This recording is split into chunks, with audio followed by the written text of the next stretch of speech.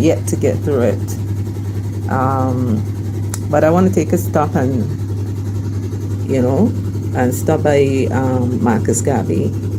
So we have The Black Power and the Garvey Movement by Theodore G. Vincent, first published in 1970.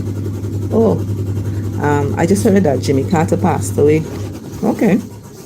I want to read from page, what's this? I guess this is the introduction, page 24, page 24. Militant indignation, internationalism, and black pride mark Garvey's press the button discourse.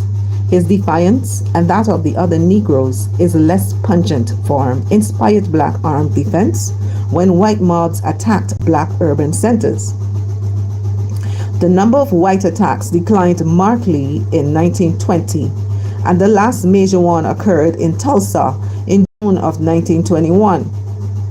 Recent evidence has shown that after the Tulsa riot, Black Cross nurses from as far away as Chicago went to help care for the wounded and those who had been burnt out of their home.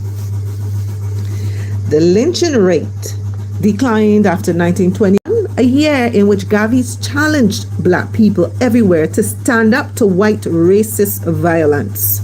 Speaking to a crowd in Panama City during his West Indian tour that year, he made the following claim.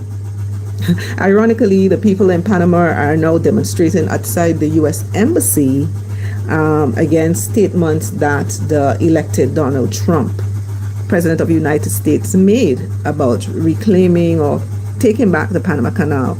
So they are demonstrating outside the embassy. So here we are in 1921. That was the last tour of the Caribbean of Marcus Garvey, right? And he said, "I fight for my rights.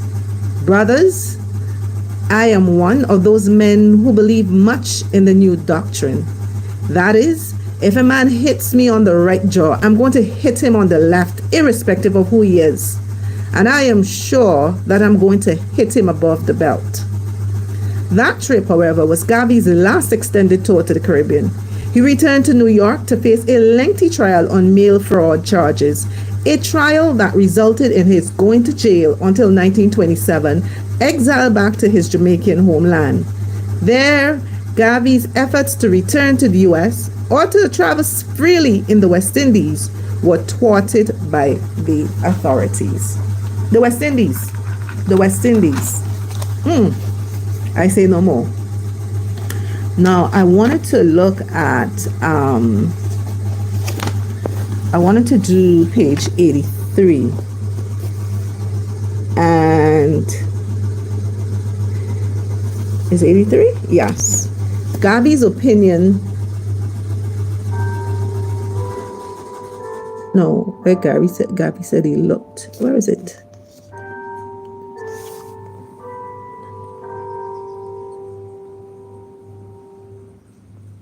Right, here's it. Sorry, not page 83. I wanted to do page 82. Right? Garvey first read Booker T. Washington's autobiography, Up from Slavery, while working for Muhammad in London. Though he later rejected Washington's conservatism, he then believed the autobiography symbolized the aspirations of the race. Years later, Garvey could still acknowledge, "I read Up from Slavery, and then my doom, if I may so call it, of being a race leader dawned upon me. I ask, where is the black man's government? Where is his king and his kingdom? Where is his president, his country and his ambassador, his army, his navy, his men of big affairs? I could not find them, and then I declared, I will help make them." When he returned to Jamaica, Garvey gathered some of his friends and on August 1st, 1914, established the organization which was to occupy all his energy until he died, the Universal Negro Improvement and Conservation Association and African Communities League, the UNIA. The The new organization issued a general manifesto of purpose, but it had no definite program. Its tactics developed gradually through trial and error. In the UNIA's first year or two, Garvey's activities included speaking engagements, giving flowers to the orphans of Kingston at Christmas time, welcoming Dubois to Jamaica, and soliciting the support of the Jamaican Federation of Labor. Garvey hoped many whites will cooperate and urged blacks in one early speech to move together for one common good so that those who have been our friends and protectors in the past might be good and there is in might see the good that there is in us, he continued. The white man of Europe is longing to see the Negro do something for himself. But by the end of World War I, Garvey had been disappointed so often that he had little hope of dealing fruitfully with whites except from a position of black power. Choose who you want to deal with. Garvey's stand on the war itself shows the shift in his thinking in these years. The UNIA first received international attention in October 1914 when the London Times carried a UNIA statement supporting England in the war effort. A few years later, Garvey was condemning the use of black men in the white man's war. Garvey's opinion of light-skinned members of his own race also shifted. The universal confraternity among the race was to include any person of African descent. In one early speech, he said, "I am pleading, I'm begging all men and women within the reach of the blood of Afrique to wake up to the responsibility of the race pride and do something to help in promoting a higher state of appreciation within the race. Locally, we are suffering from a marked shade of prejudice among ourselves, which is foolish and destructible. The established truism reigns the world over that all people with the African blood in their veins are Negroes. It is so disgusting to hear some foolish people talk